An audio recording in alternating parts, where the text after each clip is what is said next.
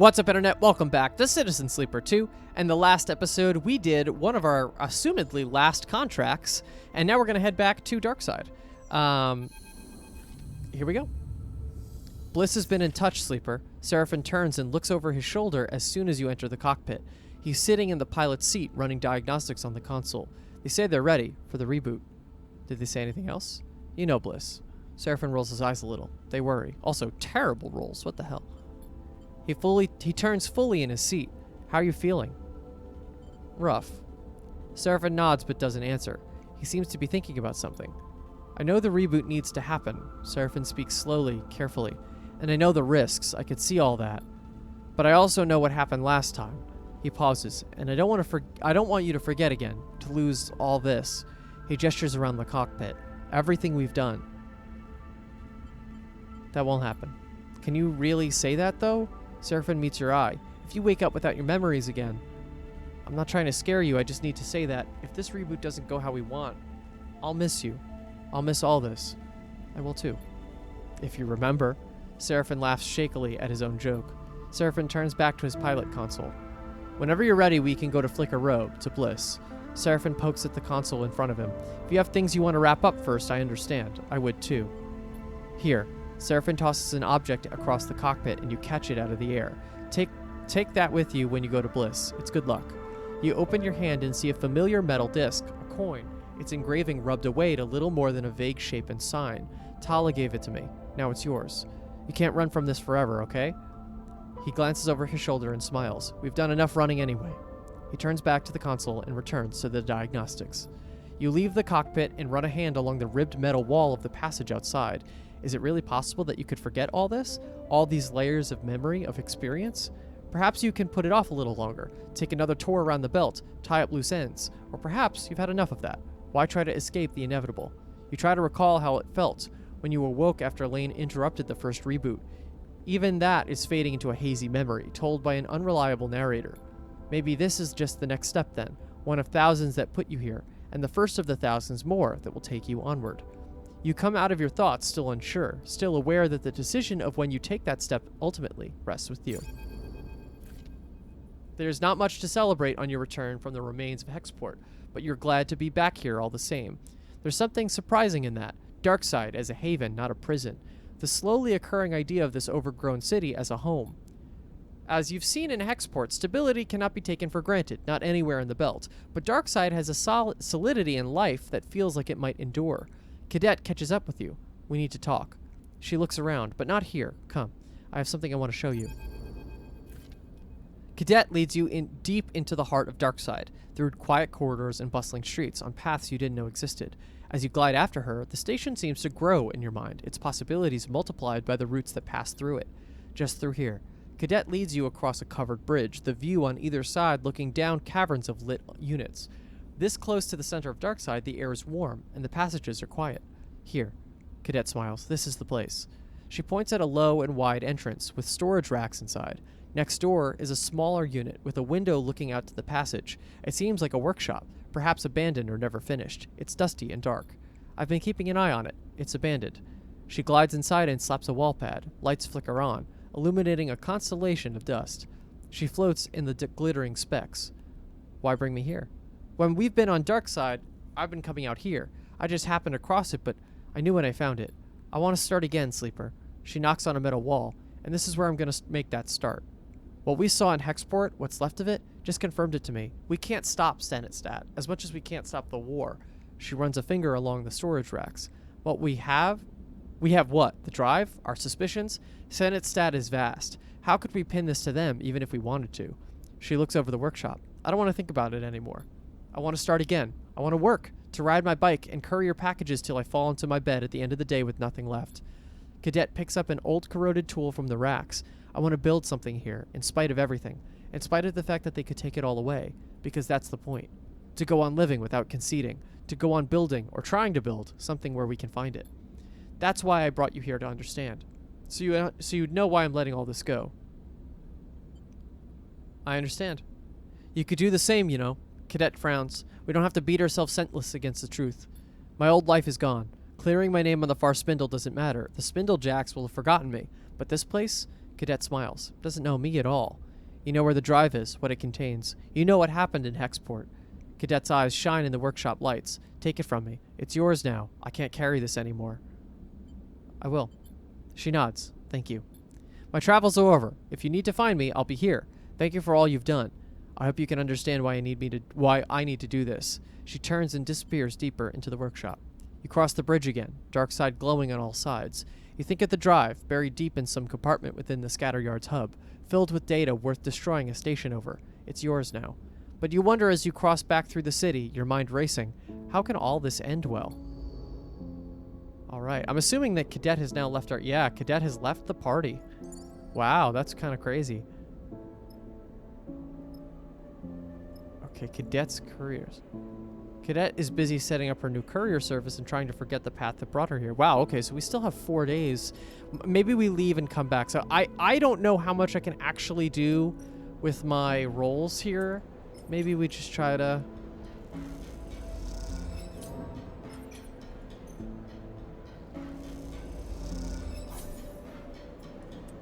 Let's try to just make a little bit of money. Okay. So let's eat really quick before we leave. And then let's also buy fuel. I don't need supplies yet. Not this one. Where is it? Here. Let's just buy fuel and then I'll have the crew find supplies. And then we could be off. So where do we want to go? So there's a little bit of everything. What I think we should probably do...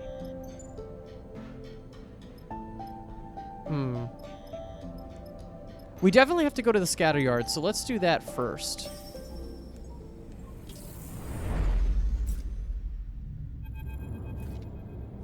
The workshop of Cadet's data scraper friend is just as the two of you left it.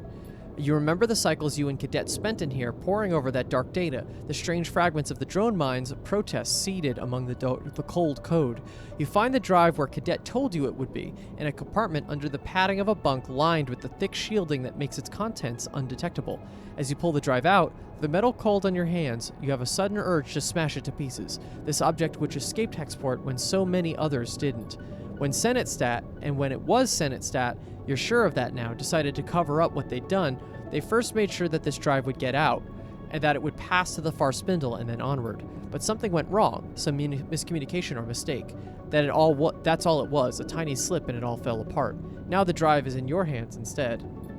You turn it over and in your hands. You know the drive contains Conway access codes, controlled codes, and perhaps more besides. Data of great value, data that would win a war. You also know you're sick of thinking about it. Ooh. Take the drive. You slip the drive into a pocket and close up the workshop. You head back to the rig, and as you do, you turn the drive over in your pocket, unsure of what the next step might be. As you glide through the hub, you pass shipfitters and crews, all moving on their own vectors. It feels strange to carry the drive past these people, all of them totally unaware of the threat it might pose to them, to the station. Excuse me. A stranger stops you in the passageway with a hand on your shoulder. Can I ask for your help with something? Their sudden appearance shakes you out of your thoughts. You quickly take your hand out of your pocket, off the drive. You look at the stranger in front of you. He's roughly dressed in a heavy coat, but he's otherwise unremarkable. You could have passed him many times before and have not known. I'm looking for something. He looks over his glasses at you. A little lost drive. Who are you? This matter concerns my client more than me. He leans back a little, his voice calm, so introductions won't be necessary. But the drive belongs to my client, and he would be very happy to see it returned. Suddenly, something catches your eye, a set of dice like those used to play Star and Stoker. The stranger is playing with them in one hand, turning them over end over end in the station's microgravity. What's with the dice? The stranger looks down at them, as if he'd forgotten he was holding them. I must admit, I love to play games to pass the time. I enjoy the chaos of Star and Stoker, with its unpredictable shifts. He spins the floating dice. My brother, however, prefers the systematic progression of Tavla, with its inevitability. I suppose it runs in our family, he sighs. But please, I won't bore you with childhood stories. Please, let's be direct. He gives you a friendly smile. My search for the drive brought me to the Scatteryards, but from here, the trail went cold. That was until you arrived. He pushed his glasses up into his face. Then the trail lit back up again, just like that. The stranger moves his hand in his jacket pocket a little, and you see a shape in there, a box-like impression in the fabric. My client never intended these events, you must understand. One of their other contractors proved to be overzealous in an attempt to conceal their mistakes. The result was the regrettable situation you saw in Hexport. But for all that to be for nothing, that would be a waste beyond the original act. Piling insult on injury. The stranger sighs. There's much to be gained in a system desperate for peace, for the war to be ended, and wars tend to end when one side concedes. I don't believe you. The truth does not necessitate your belief in it. Only a few possible futures remain for the belt. My client will facilitate one of the better ones. That's why I'm here. But if you need additional persuasion, I'm authorized to offer you 300 cryo as a reflection of your efforts. The stranger smiles again, his tone never straying from his businesslike calm. Now, can you return my client's drive? The stranger's hand shifts in your jacket pocket. You have the feeling this is not a choice you can deny. Ooh. I'm not going to sell it out. I'm breaking the drive. You grip the drive in your pocket so hard the casing starts to crack. You see the stranger's eyes flash a warning. You dash the drive against the metal wall of the passageway, splintering into 1,000 shards that pepper the two of you with cuts and scratches. The stranger shakes his head, a regrettable decision. You hold yourself ready, expecting a retaliation, but it does not come. The stranger simply turns and clunks away down the passage, not willing to waste another word on you. Your transaction is complete. You head back to the rig, and as you do, a weight lifts with each corridor, each junction. As you board the transit shuttle that will take you to Marco's yard, back to the rig, you think of Hexport and what's left of that place. You'll never forget what happened to the station, but you will not let it steer your future. Cadet refused to be sucked into that web of secrets, and now you refuse to. There will be no account of Senate Stats crimes. There will be no reckoning, but there will be a life outside of the future they want for the belt. You know it. Nice. We refuse to hand over the drive from Hexport.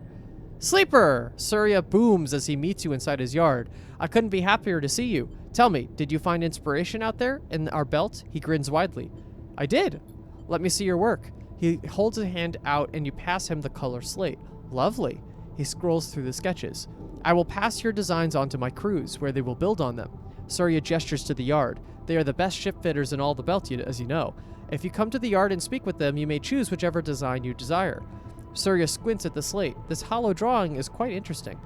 He reaches into his tool belt and produces a stack of chits. The remainder of your fee. Our business is concluded, he nods, adding a little bow to the movement. I'm a busy man and must get to my business, but thank you again for helping build a legacy for my yard. Surya folds his arms across his chest. I believe you have work to see to, but imagine, if you will, flying out on your next contract in a fresh livery, a beautiful reinvention from Surya's yard. He gestures widely. When your clients ask why your rig is so beautiful, feel free to send them to me. Surya smiles, bows, and turns to leave. As you watch Surya go, still unsure if his entire attitude is an act meant to confuse you into consent, he's a hard man to dislike, but there's something about him you can't quite place a finger on. Either way, it's hard not to feel a bit thankful for the chance he's given you to look at the belt with new eyes, even if it was while flying one of the most garish ships the belt's ever seen. Yeah, okay, so we got money, we got a drive complete, we've unlocked all the possible rig paint jobs, that's excellent.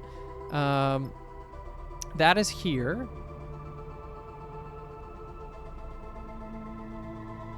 Ooh, rig hollow paint, greens.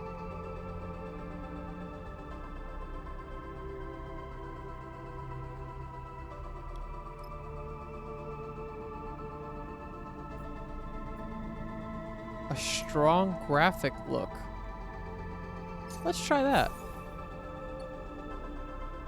What does it look like now? Oh, that's cool.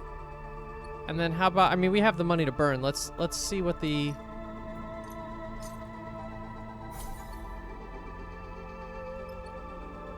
Ooh, I like that actually. I like that style. Okay, cool. So, Fabricator Bay is next. We want to create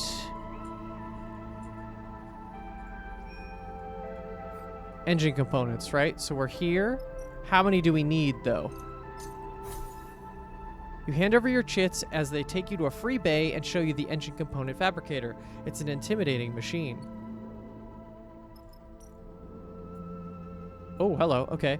Even with a specialized fabricator, component construction is a delicate act. Only the most skilled can produce a rare, error-free component. Ooh, I see. Okay. Well, let's get an absolute positive then.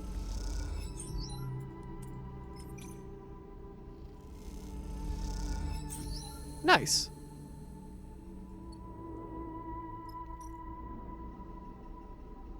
Oh, do we have to keep... We have to keep going. Okay. Alright, and then I don't want to waste the one or the... Okay, so that's done. Supplies and fuel, and then this is just a meal, and then this is the rig. Okay, cool. So we're just going to want to run through some engine components, I guess. Let us end the cycle. So this is really going to just be me getting enough good rolls to get myself engine components. I don't know how many we need, but I'm assuming we're going to need a couple. So nice. Okay. You work carefully, but your soldering is inaccurate enough. Oh, I see. Okay, so let's try the... Ah. Oh, I see, and it resets it. That's annoying. Okay, and I can't push on the ones, so we just have to keep going. This might be a couple days. I don't know how many we need. I don't know if it'll say that. Ooh! Wow! Wow, look at that! And obviously that's great, because almost all of the rolls I have turn to 6s now if I have a 5. Oh, only need 2. Okay, great. Repair the transmitter at the hollow. Okay. Damn, I had 2 before too, right? Okay, so I have supplies. I'm good on those. Let's go for scavenging fuel. And I could get the heck out of here, actually. Yeah, I don't need to be here anymore. Okay, cool. So... yeah, so I guess the hollow is the right way to go, because then I could go to Oliveira after that. Or do I just make my rounds? No, I'm here. Might as well do it. So let's go to hollow next. Whee! Okay. All right. Cool. Greenbelt is one that we have to go to. We got to go at dark side. We got to do... right, we need Solheim data, which we'll figure out. And we need to go to some... yeah, we just need to do a little bit of a tour. That's fine. Okay, so... this is work.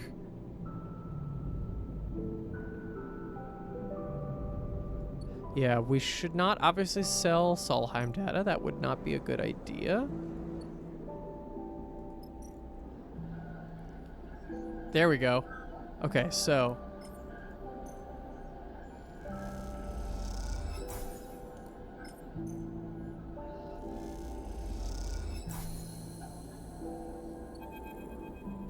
you wait in the makeshift Helion Dispatches studio as Kimball tinkers with the array somewhere in the back behind the far wall. It's a humble setup, a stool for Serene, a microphone, the transmitter and mixer terminal, and the hard line snaking away towards the array. But there's something pleasing about it all the same. The crackling sound of fresh welds echoes through the bay from Kimball's concealed position. You hope the array you struggle to extract isn't getting fried as you wait. Good! You're here. Serene rushes in, holding a small dark rectangle in her hand. You will not believe what we have on here. She looks around the bay. Where's Kimball? Installing the array. You mean... Serene smiles. We're going back on air? Before you can answer, she leaps forward, grabbing you in a surprisingly firm hug. Serene lets go. Sorry. She smiles. Just excited to finally be back. Kimball! She shouts towards the back of the bay. How long for that new array? A muffled shout comes from behind the rear wall. Okay. Serene takes a steadying breath. We have a little time. What have you got there? This broadcast is from Erlin's Eye. Serene's eyes flash. We haven't heard anything out of them since the start of the war. Some people even said they've fallen to the flux. But something's happening there. Something's growing. This report says some protocol has taken over the station, become its protector. Conway drones can't get close. Senate Stat is giving it a wide berth. They're right in the middle of the war. Conway is on the starboard side, Senate Set is on the sunward, and they're resisting. Serene smiles. We have to tell everyone in the belt about this. We have to get the word out. If the eye can be held, well, maybe we can hold out too. Serene looks at the drive in her hand. Either way, people need to know. There's a sudden clunk, a few percussive shouts from Kimball, and then a flickering of lights all across the bay as the transmitter and array begin powering up. You and Serene watch as the Helion Dispatch's studio comes to life, ready to broadcast one more. Not bad. Serene leans on your shoulder. Not bad at all. A shout comes from Kimball, and you know he's calling for Serene to get ready. That's my signal. She grins. Oh, I almost forgot. Serene produces a handful of chits. Turns out we have some avid listeners in the radius markets. She deposits them in your hands. All right. Serene takes a breath. I need to go live. She flashes you a final smile. Thank you. I'll make sure we make good use of that array. This will mean something. Kimball bellows something from the back of the room. Something only you can assume is a thank you. You leave the belt's most unusual double act to their broadcast, and as you do, you hear Serene's voice echoing through the bay. This is Serene Sabir back on the air to wish you all a free Helion now and forever. Yeah, excellent. Okay. Okay, so food. We could buy a meal. A line arrays. This is Solheim, right? I might want to try each of these just in case I get Solheim data out of it. I don't think I will, but just in case I'm going to try it. I have 2 6s, so I might as well.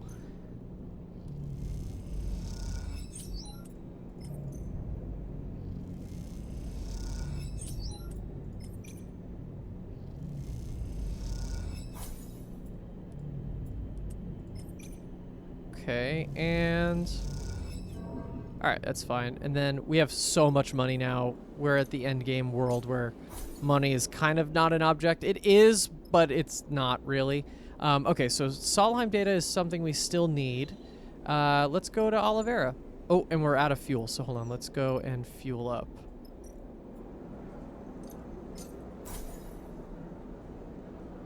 Buy scrap components. Ooh. Seraphin's coin, a good luck charm to guide you through the reboot. Oh, interesting.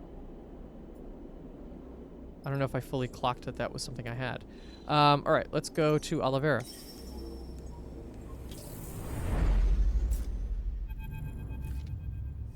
Stop! A shadowed figure meets you in the docking tunnel. No saboteurs allowed. Hey, kid.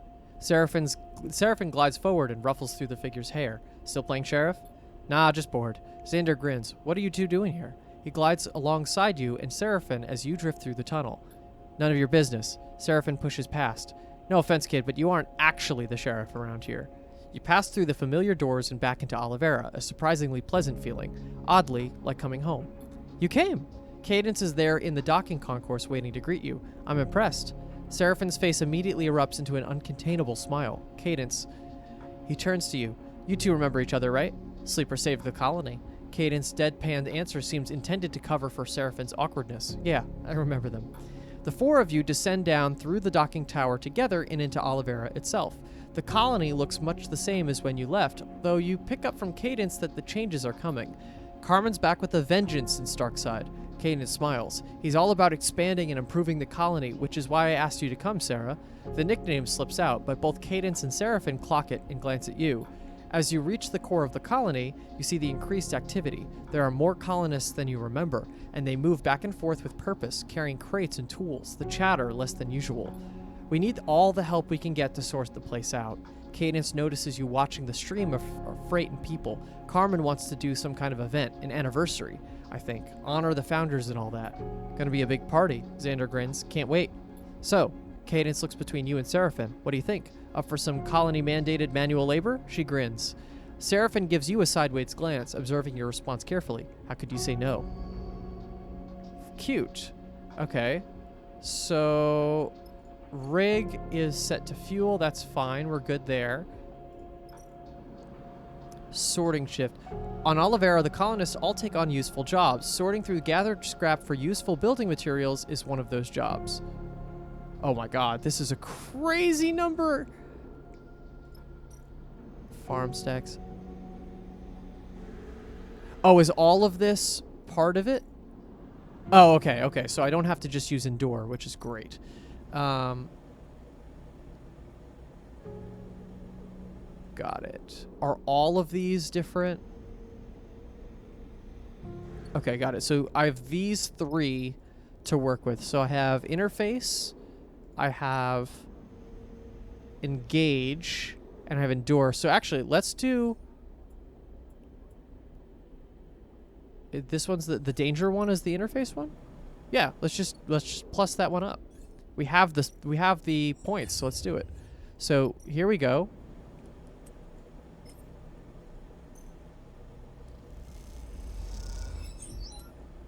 And we get +2, which is great. So let's just we'll keep dumping them, and this will probably be a couple days of work here. Actually, we're already starting pretty well. Let's see, can we get a positive out of this too? We can. Absolutely we can. Okay, that's a third, so maybe 3 days here. Okay, so, and the cycle.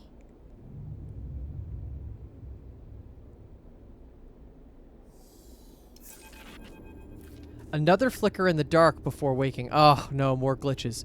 And a numbness that follows soon after. You wake slowly and stare out at the flickering stars and the distant rocks of the belt. You let the thoughts of fear or panic wash over you. They pass like the soft dust of the belt, disappearing into darkness. You find yourself once more, and as you do every morning, as you will continue to do cycle after cycle until you can't. You wonder what part of you has changed, what system is failing. Your frame is silent, its complaints only felt in ambiguous sensations. The glitches seem random, unpredictable, but also inevitable. They will only increase in number until you reboot yourself. But you do not know what lies beyond that. At least the glitches are dependably familiar. The reboot is anything but. Ugh, that's annoying. Okay. That's also going to make this much harder. So let's just try to bow through this.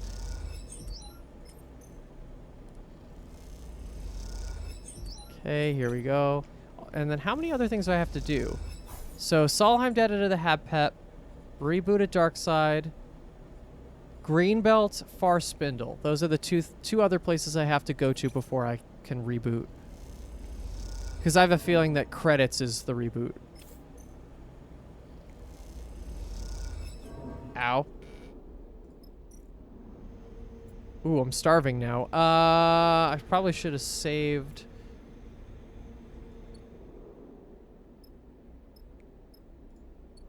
That's okay. Let's scavenge for supplies, and then we can eat with the supplies. That was for the cat. That was intentional. Okay, cool. So, let's do end the cycle.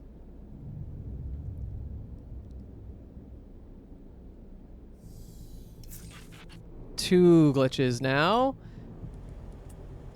We're just gonna hope for the best here.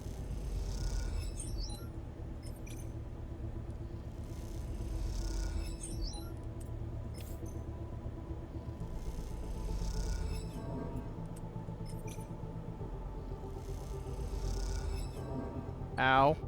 Okay, we are in danger mode a little bit, but let's see if I can get some food. Yeah, that's fine. And then we shall end the cycle. The glitches really screw with us. Okay, so we have some dice damage. So, hold on. Let's try to eat for sure. Cool, that's great. I'm gonna use the glitches to try to rest. Nice, excellent. And now we could maybe finish this up? I have 2 more I have to get through.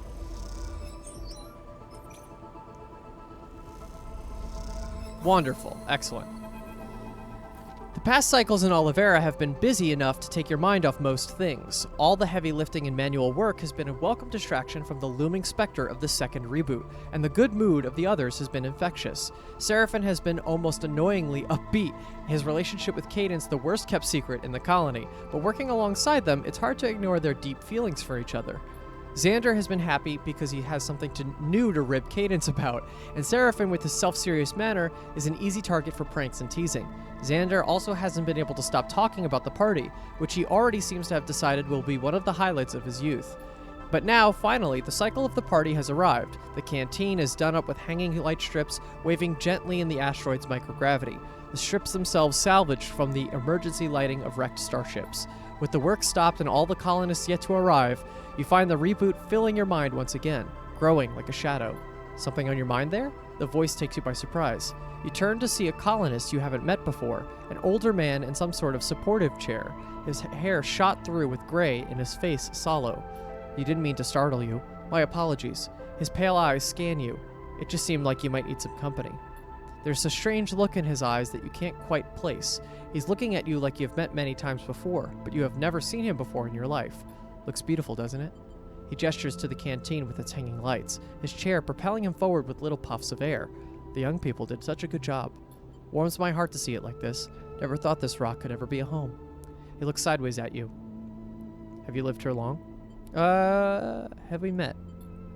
Us? He shakes his head. No. I'm sorry if I'm being a bit too familiar. He coughs a few shallow coughs. Just, you remind me of someone who did a lot for me. But let's not chat about me. I want to know about you. He turns his chair a little. What's eating you? The way you were staring at those light strips, it was like they were about to leap down and strangle you. His chuckle becomes a cough. Time is passing too fast. It'll do that to you, that's for sure. Just run away from you. He holds up a shaky arm, out on some unknown vector. That's just the truth of the world, and so many other truths rest upon it. We have our time, some too much and some too little, but it's ours. In the end, it's all we have to our name. The colonist squints at you. Sorry, I'm not good with reassuring people. I just remembered that. He smiles, but I do like chatting. He looks back at the light strips. Really lovely, isn't it? Just beautiful. You look back at the light strips now as the hum of people arriving filters into the canteen. There's something in the air, anticipation, the sense of a rare moment passing through, something to hold on to and then let go. The light strips really are beautiful. When you turn back to the old colonist to agree with him, he's already gone. Hey, sleeper! Seraphim pushes through the now gathering crowd towards you. Got you a drink. He offers you a pouch of some amber liquid. Hey! Cadence comes up alongside you and hugs you with one arm. I wondered where you were hiding. She smiles warmly at you with her infectious smile. You think about mentioning the old colonist to her, asking her about him, but Seraphim hushes the two of you. Carmen's about to start. You follow Seraphim's eyes to the front of the canteen, where, above the heads of the now quite large crowd of colonists, Carmen floats, surveying the room. We meet this cycle, Carmen begins, his voice loud but clipped, formal in a way you haven't heard before, to first remember those founders of this colony, those lost and still with us. I will never forget the distress call that brought me here, to the wreck of the Pilgrim Seed. I will never forget the scenes that greeted me, and I know some of you were there too. A rumble of acknowledgement moves through the crowd. But I also know that many of you weren't, that many of you came here to take refuge from other troubles, and I would like you to be able to remember too. You glance at Cadence, her eyes fixed with incredible intensity on Carmen. They look wet in the glow of the light strips. There were thousands of refugees on the Pilgrim Seed, and too many, far too many, were lost. Those from Ember's Step, Ember's Song, Ember's Hearth, those from the Three Sisters, from Erlin's Eye. Many are not here in Olivera any longer, taking their own paths across the belt and beyond, but we acknowledge them all, remember them all, lost and found, present and absent, because without them, there would be no colony here. Before the wreck, Olivera was a handful of buried bays, a scrapper hideout, a place for old and tired mercenaries like me to hide themselves from the universe and forget what they had done. But with the Pilgrim Seed was wrecked, it brought the universe back to Olivera, and I could not hide any longer. Carmen stares out across the crowd with a hard glare. We built this canteen from the Pilgrim Seed. We built our homes, our farms, our refinery. We built our independence from their failed hope. A rustle of discomfort goes through the crowd. Carmen pauses to let this settle. We should not be ashamed or afraid of this. We will remember this gift. We will build on it. This cycle and every cycle after, we will thank them with our actions. The crowd mutters agreement. Carmen takes a deep breath and straightens up. A weight seems to be lifted from him, the weight of testimony. Now, here in this room, with you, I will thank them with my laughter. A cheer goes up. I will thank them with my joy, with my celebration. Another roar of approval. We will all thank them as loudly and as chaotically as we can. The room erupts into cheers and applause. Join in. You cheer and applaud too. You whoop, and Seraphim laughs nearby. Then you feel a pair of hands on your arm, Cadence pulling at you, grinning and crying. And you feel another hand on your arm, Seraphim dragging you into the crowd. Suddenly, you're in the thick of the crowd, so many bodies in one room, dancing and spinning and shouting. It's like nothing you've ever seen. You notice the rest of the crew in the melee, a flash of familiar face here and there among the mass of colonists. You see Xander being thrown up in the air by a group of different kids of different ages, laughing madly as he bounces off the ceiling. And for the rest of this cycle, you think about nothing else but the joy of those around you, and the joy it instills in you.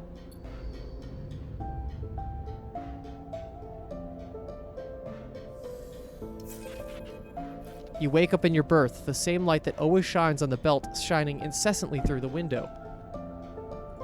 You're slow to rise, slow to begin this fresh cycle. At some point, Seraphim arrives back on the rig, with no indication of whether he'd slept or not.